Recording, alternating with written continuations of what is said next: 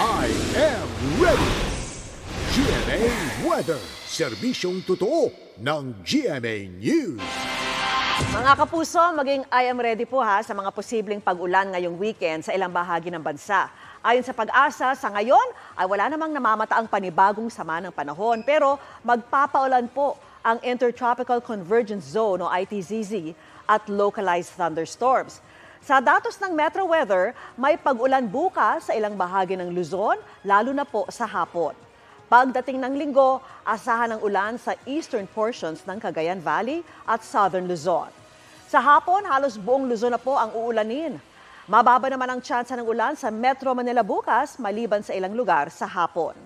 May pag-ulan din sa linggo ng hapon at posibleng may thunderstorms.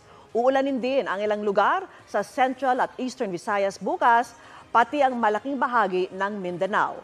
Sa linggo, halos buong Visayas at Mindanao na ang makakaranas ng pag-ulan. May heavy to intense rains kaya maging I am ready sa banta ng baha o pagguho ng lupa.